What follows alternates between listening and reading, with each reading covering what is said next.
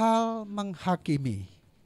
Ya, kalau kata menghakimi tentu kata dasarnya hakim. Ya, hakim itu berarti pengadil, ya, yang mengadili. Kalau menghakimi berarti berlaku seperti hakim. Ya, nah, saudara kasih dalam Tuhan, dalam kehidupan kita, hakim bukan saja di pengadilan, bahkan ya banyak gereja juga, banyak hakim-hakimnya. Kalau istilah sekarang menghakimi itu menjudge, ya. Seringkali menjudge, kita tuh sering menjudge orang. Udah, kamu tuh nggak bisa, ya kan? Kadang-kadang kita bilang, aduh parah tuh orang, ya, parah banget. Udah, kamu nggak usah percaya sama dia. Wah, orangnya troublemaker. Nah, saudara kasih dalam Tuhan, seringkali kita nggak ngerti orang itu, ya. Tapi kita sudah melabel atau mencap kepada orang lain yang sebenarnya itu masih asumsi. Kita sendiri nggak tahu kebenarannya, kita sendiri nggak tahu faktanya, ya. Tapi kadang-kadang kita sudah melabeli orang, mencap seorang dengan label-label yang negatif. Ya. Kadang kita mendengar ketika ada orang ada masalah, kemudian orang itu menjelaskan, wah orang itu begini-begini, terus kita percaya. Ya, padahal kita nggak ada buktinya, kita percaya pada orang itu, kita sampaikan lagi kepada orang lain. Ya, jadi kita ikut-ikutan menghakimi, sudah kasih dalam Tuhan. Nah, orang yang menghakimi seperti gambar, ya, dia nunjuk dengan 1 jari, tetapi sebenarnya 4 jarinya ke dia, ya kan, 3 jari ke dia. Nah, ada yang jempolnya agak samping, berarti dia nunjuk ke depan sama yang ke samping, tapi 3 jarinya ke dia, ya kan. Nah, ada orang begitu, ya, bukan menghakimi dengan menunjuk-nunjuk, tetapi jarinya banyak yang mengarah ke dia sebenarnya. Nah, saudara kasih dalam Tuhan, kenapa hal menghakimi perlu kita pelajari? Ya, agar kita tidak menjadi hakim-hakim, ya, kepada orang yang kita nggak tahu sebenarnya apa masalahnya, apa kehidupan sesungguhnya, ya. Supaya kita jadi jemaat yang hidupnya berkenan kepada Tuhan, ya. Bukan jemaat yang suka menghakimi orang lain. Karena kalau kita menghakimi orang lain, sesungguhnya kita menyakiti hati orang lain. Betul? Meskipun kita menjudge orang itu tidak di depan dia. Tetapi kalau dia tahu itu kan sangat melukai. Ya. Sedangkan Yesus datang ke dunia, ya, dia mengasihi orang berdosa. Dia bergaul dengan orang berdosa. Ya. Tetapi kita orang percaya justru malah kita menghakimi orang lain yang bukan hak kita. Karena hanya Allah yang menghakimi, ya. Karena dia hakim yang adil. Nah, mari kita buka ayat firman Tuhan dalam Matius 7 ayat 1 sampai dengan ke-5. Ini masih rentetan khotbah Yesus di bukit. Hal menghakimi ayat 1. Mungkin terlalu kecil ya tulisannya, saya bacakan. Ayat 1 sampai dengan yang ke-5. Jangan kamu menghakimi. Ini kalimat langsung dari Tuhan Yesus. Jangan kamu menghakimi supaya kamu tidak dihakimi. Karena dengan penghakiman yang kamu pakai untuk menghakimi, kamu akan dihakimi, dan ukuran yang kamu pakai untuk mengukur akan diukurkan kepadamu. Mengapakah engkau melihat selumbar di mata saudaramu, sedangkan balok di dalam matamu tidak engkau ketahui? Bagaimanakah engkau dapat berkata kepada saudaramu, biarlah aku mengeluarkan selumbar itu dari matamu, padahal ada balok di dalam matamu? Ayat 5, hai orang munafik, keluarkanlah dahulu balok dari matamu, maka engkau akan melihat dengan jelas untuk mengeluarkan selumbar itu dari mata saudaramu. Nah, saudara kasih dalam Tuhan, mengapa Tuhan Yesus mengajarkan hal menghakimi? Ya. Mungkin kehidupan di zaman Tuhan Yesus banyak hakim-hakim, ya, banyak orang-orang yang suka menghakimi orang lain. yang suka menghakimi saudaranya. Ya. Apalagi orang-orang Farisi ahli Taurat, mereka menghakimi dengan dalil-dalil agama. Saudara. Ya, kalau kita pernah ingat cerita tentang wanita yang kedapatan berzina, itu dalam tanda petik. Ya. Kemudian mereka membawa ke Tuhan Yesus. Ya, terus mereka mau merajam, membunuh dengan melemparinya dengan batu sampai mati. Lalu Tuhan Yesus bilang, siapa yang tidak berdosa, ya, siapa yang tidak berdosa lempar dahulu. Nggak ada yang berani. Balik kanan semua, pulang. Ya. Wanita yang kedapatan berzina. Terus dia berzina dengan siapa? Pasti dengan laki-laki. Kok laki-lakinya nggak dibawa? Padahal kalau menurut kitab Taurat dalam Imamat pasal 20, baik laki-laki maupun perempuan itu harus dihukum mati kalau kedapatan berzina. Ya. Kenapa hanya wanita ini? Jangan-jangan itu fitnah. Ya. Kalau memang berzina dua-duanya dong dibawa. Kenapa laki-lakinya tidak? Ya. Karena mereka ingin menghakimi. Jangan-jangan ya. Karena kita nggak tahu juga keadaan waktu itu. Ya, 2000 tahun yang lalu. Jadi mereka ingin menghakimi, saudara. Nah, tradisi menghakimi itu sampai sekarang terus ada. Ya, bahkan di gereja banyak orang yang suka menghakimi. Si kaya menghakimi yang miskin, si miskin menghakimi yang kaya, yang pintar menghakimi yang bodoh menghakimi yang pintar. Ya kan? Jangan merasa yang pintar hanya menghakimi yang bodoh banyak juga menghakimi yang pintar. Yang miskin banyak juga menghakimi yang kaya. Sombong banget orang, muntang-muntang punya Alphard, ya kan? Pasti uang korupsi. Memang dia tahu itu uang dari korupsi, iya kan? Kita udah menjudge aja bahwa itu pasti uang haram itu. Dia kan kerjanya cuma biasa-biasa aja, kok dia bisa punya ini, bisa punya itu. Kita nggak tahu, kita hanya berasumsi, kita hanya menduga-duga, tapi kita sudah menjudge. Menjudge orang itu, ini pasti korupsi, ini pasti uangnya uang haram nih semua. Jadi saudara kasih dalam Tuhan, tradisi itu sudah ada 2000 tahun yang lalu ya. Menghakimi. Nah, mari kita lihat kesan Alkitab kepada orang yang suka menjudge. Next slide. Ya, Tuhan Yesus bilang apa? Hai orang munafik, di ayat yang kelima tadi, Matius pasal 7. Hai orang munafik, keluarkan dahulu balok dari matamu, maka engkau akan melihat dengan jelas untuk mengeluarkan sumber itu dari mata saudaramu. Berarti orang yang menghakimi itu orang munafik dalam Alkitab. Merasa diri paling benar, merasa diri paling pintar, dan dia menghakimi. Tahukah saudara artinya selumbar? Selumbar itu serpihan kayu. Nah, Pak Denny tukang kayu nih.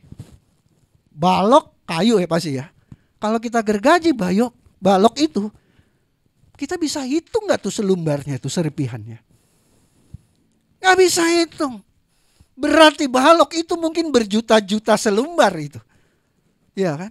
Artinya kesalahanmu tuh banyak sekali tak terhitung. Kok cuma kesalahan orang cuma satu? Selumbar itu bicara kesalahan kecil mungkin. Kesalahan yang kecil bagi saudaramu, engkau sudah menghakimi. Engkau tuh ada balok, artinya kesalahanmu mungkin tak terhitung banyaknya. Bandingkan selumbar dengan balok. Selumbar itu serpihan kayu itu, kalau kita gergaji, ya, dia terbang ke sana-sana tuh kan. Ya. Jadi Tuhan Yesus Kristus, kamu yang kecil aja kamu bisa lihat, padahal di diri kamu tuh kesalahanmu itu, waduh, begitu banyak.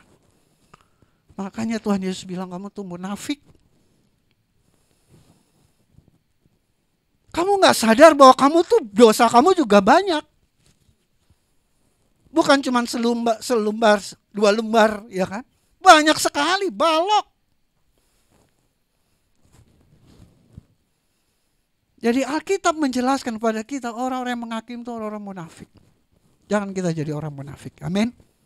Jangan kita jadi orang-orang yang menghakimi orang lain. Alkitab katakan kita orang munafik. Apa upah seorang yang munafik? Saya cari dalam Alkitab. Yang pertama, upah seorang munafik itu tidak akan masuk kerajaan Allah. Matius 23 ayat 13. Ya. Sebab kamu sendiri tidak masuk dan kamu merintangi mereka yang berusaha untuk masuk kerajaan Allah. Jelas, ini firman Tuhan Yesus. Orang yang menghakimi adalah orang munafik. Orang yang munafik gak ada tempat dalam kerajaan Allah. Tentunya kita gak mau. Ya. Kita mau dong kita ada dalam kerajaan Allah.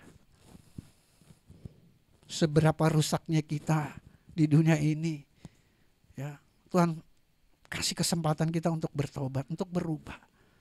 Karena Tuhan mau kita bagian dari kerajaan Allah itu. Kita menjadi warga kerajaan Allah. Kemudian yang munafik kedua apa? Alkitab katakan dalam Matius 23 ayat 14, orang yang munafik akan menerima hukuman yang berat. Seberapa berat? Pasti sangat berat.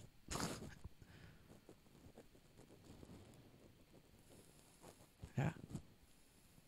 Pasti sangat berat. Beratnya pasti melebihi dari masalah kita di bumi ini, iya kan? Kadang-kadang lu tuh, kok masalahku berat banget? Ya.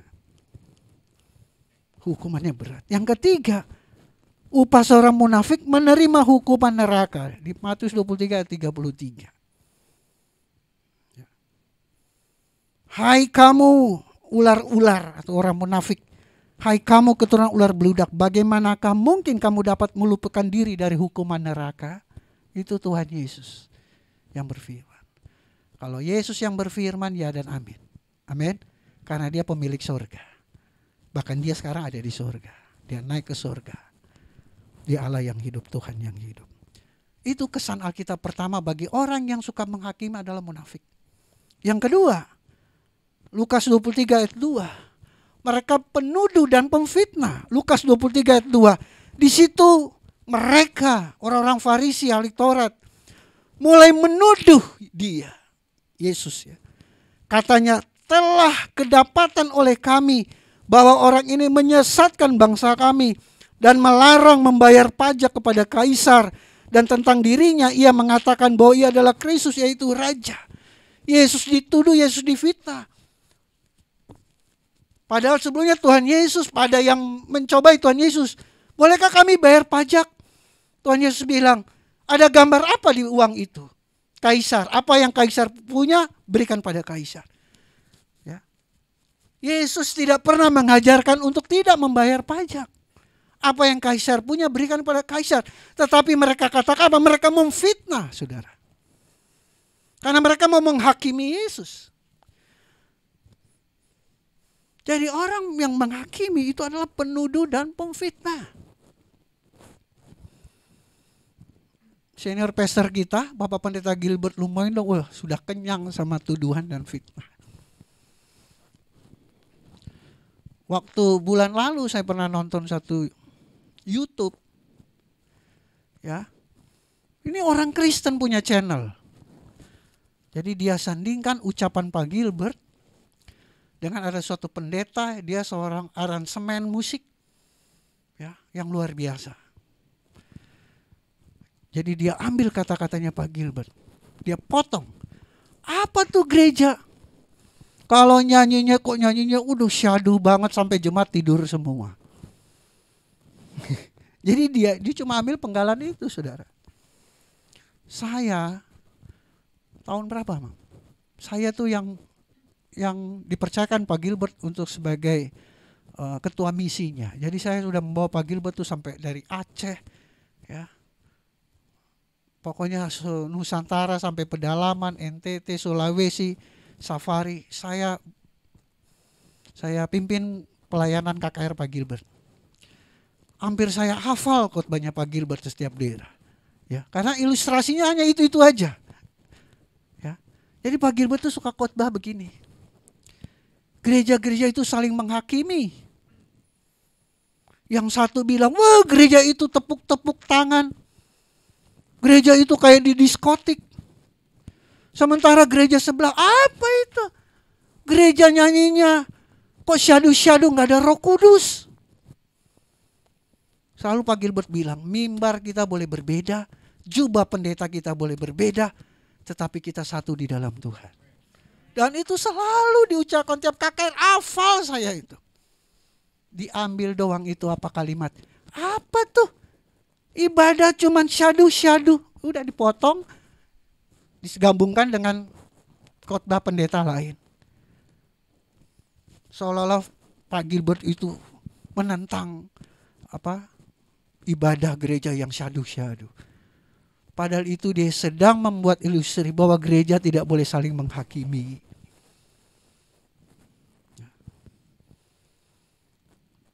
Nah itu. Nah saudara kasih dalam Tuhan, kadang orang Kristen sendiri. Kemarin ya Pak Saifuddin Ibrahim, saya dikasih video sama pendeta juga.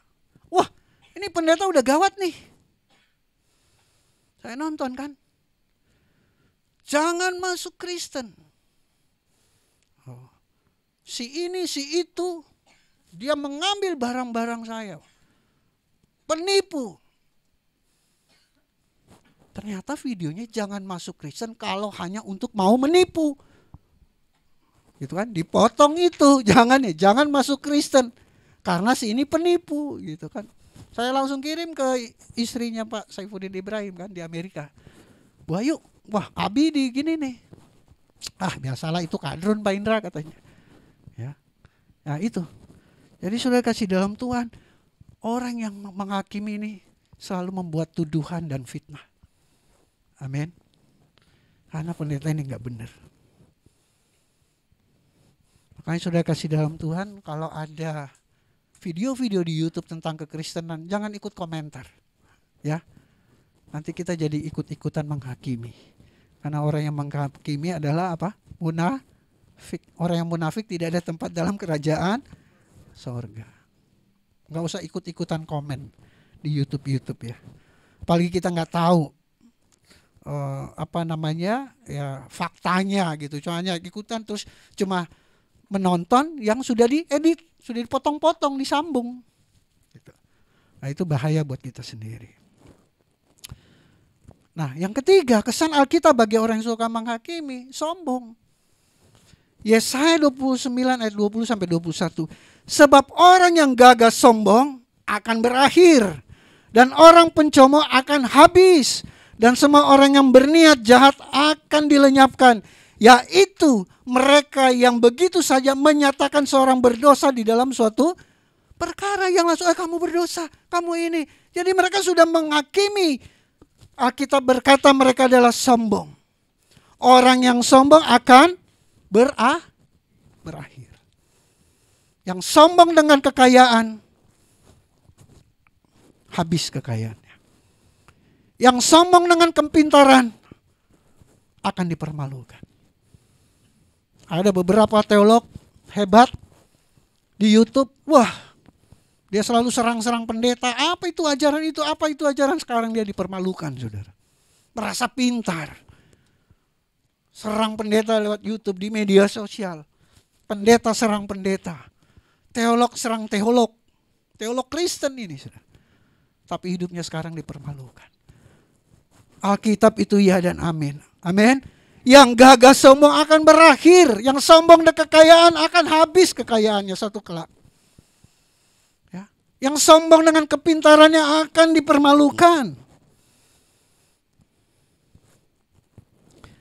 Yang sombong dengan jabatannya akan direndahkan. Wah, saya jabatan tinggi. Kenapa? Karena Alkitab dengan jelas setiap orang yang tinggi hati adalah kekejian bagi Tuhan. Amin. Amsal 16 ayat 5 jelas, orang yang tinggi hati, orang yang sombong, kekejian bagi Tuhan. Jangan berharap berkat kalau kamu sombong. Justru Alkitab katakan, kau akan berakhir. Kau akan habis. Karena orang yang suka menghakimi itu sombong, sok pinter, suka merendahkan orang, ya kan? sok paling suci, sok paling benar. Padahal kesalahannya dia seperti balok, mungkin banyaknya nggak terhingga dari selumbar-selumbar. Nah, saudara kasih dalam Tuhan,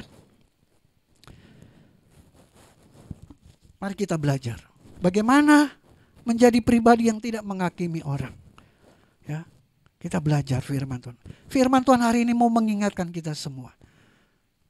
Ada ayat-ayat yang harus kita renungkan supaya tak kala kita mau menghakimi, ya kita harus ingat ayat-ayat firman Tuhan. Ya. Kita lihat di next slide, Matius 7 ayat 1-2 tadi. Janganlah kamu menghakimi supaya kamu tidak dihakimi. Karena dengan penghakiman yang kamu pakai untuk menghakimi, kamu akan dihakimi. Dan ukuran yang kamu pakai untuk mengukur akan diukurkan kepadamu. Jadi saudara kasih dalam Tuhan, ingat, sadar bahwa ada hukum tabur tuai. Kalau kita menganggap rendah orang lain, suatu saat kita akan direndahkan. Kalau kita menganggap enteng orang lain, suatu saat kita akan dipandang enteng orang kita. Orang Kristen itu percaya tabur tuai, bukan karma. Ya.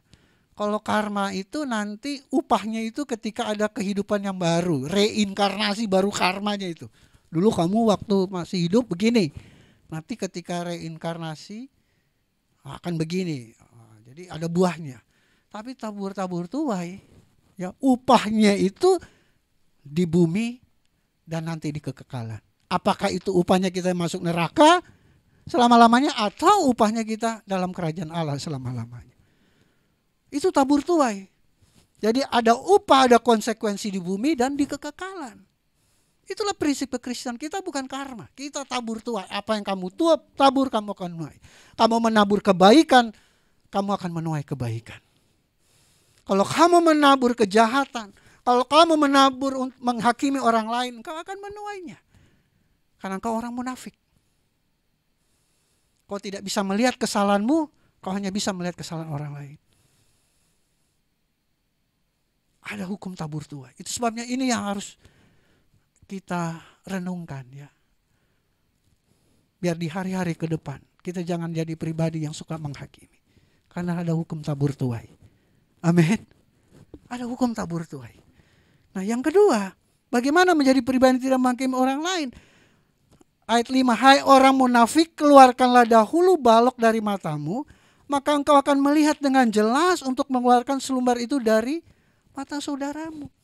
Sadar bahwa kita belum sempurna. Mungkin kesalahan kita itu sebalok, bukan selumbar. Jadi jangan menghakimi, kita belum sempurna. Kita semua dalam proses. Ya, itu sebabnya Roh Kudus memimpin kita untuk proses kesempurnaan seperti Kristus. Kita sempurna bukan dibuat pemandangan manusia, tapi kesempurnaan kita tuh pemandangan Allah. Amin. Kalau di depan manusia kita mah gak ada sempurna-sempurnanya. Tuhan Yesus aja banyak yang tidak suka waktu dia hidup.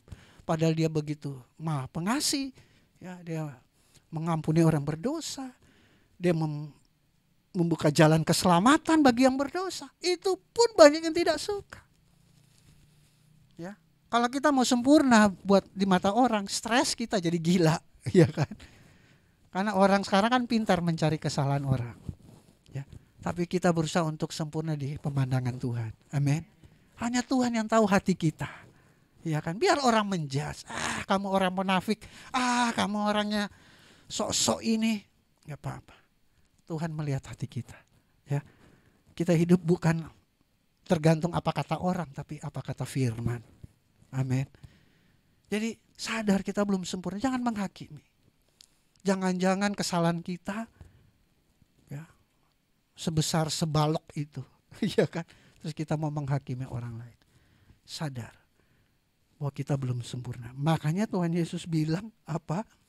Keluarkan dulu balokmu, sucikan dirimu dulu.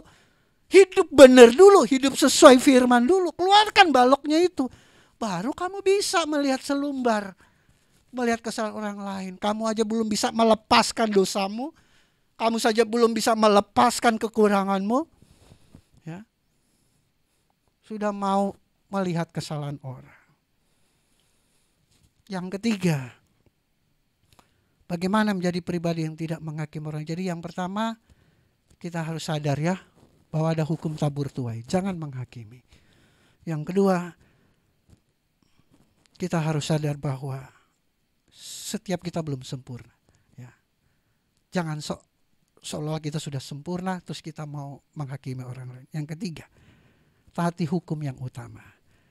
Matius 12 ayat 30-31, kasihilah Tuhan Allahmu dengan segenap hatimu dan dengan segenap jiwamu dan dengan segenap akal budimu dan dengan segenap kekuatanmu. Dan hukum yang kedua ialah kasihilah sesama manusia seperti dirimu sendiri. Tidak ada hukum lain yang lebih utama daripada kedua hukum ini. Taati, ini hukum yang utama. Kasih Tuhan, kasih sesama. Ya, jangan menghakimi. Justru kita mengasihi, kita mendoakan. Ya. Kalau kita bisa tolong. Ya. Jangan kita menghakimi. Nolong enggak, menjudge iya. Bantu enggak, memberikan label, memberikan cap yang tidak baik kepada orang itu. Nah, itu sangat tidak baik. Ya. Jadi kewajiban orang Kristen harus mengasihi. Ya. Mengasihi sesama kita. Kita menghormati orang lain. Kita menghargai orang lain. Ya. Hiduplah berdamai dengan orang lain. Karena kalau kita menghakimi, orang gak suka sama kita. Ya. Setiap orang ada kekurangan. Sebagai penutup, ada 2 ayat. 1 Petrus 2 ayat 23. Ketika Tuhan Yesus dicaci maki, ia tidak membalas dengan mencaci maki. Ketika Yesus menderita, ia tidak mengancam, tetapi ia menyerahkannya kepada Allah Bapa ya, yang menghakimi dengan adil. Yesus Tuhan. Dia bisa membalas, tapi dia tidak mau melakukan itu. Karena Yesus adalah kasih. Amin. Meskipun ia dicaci maki, dia gak balas. Meskipun ia menderita, dia gak mengancam. Apakah Yesus tidak berdaya? Bukan, dia bisa, dia powerful. Apa saja dia bisa lakukan. Tapi dia tidak mau melakukan itu. Karena dia penuh kasih, dia penuh cinta. Amin. Ibrani 10:30, sebab kita mengenal Dia yang berkata, pembalasan adalah hakku, akulah yang akan menuntut pembalasan. Dan lagi Tuhan akan menghakimi umatnya. Pembalasan adalah hak Tuhan. Kalau kita dihianati, kita diomongin orang, kita dihakimi orang, sudah kita gak usah balas. Karena pembalasan adalah haknya Tuhan. Waktu kita dihakimi, jangan balas menghakimi. Pembalasan adalah hak Tuhan. Jangan kita merampas haknya Tuhan. Haknya kita mendoakan, melepaskan pengampunan. Itu bagiannya Tuhan yang membalas. Karena ada hukum tabur tuai. Dia akan menuai ya, dari Tuhan yang akan memberikan. Apakah itu hukuman, apakah itu berkat atau reward. Amin untuk firman.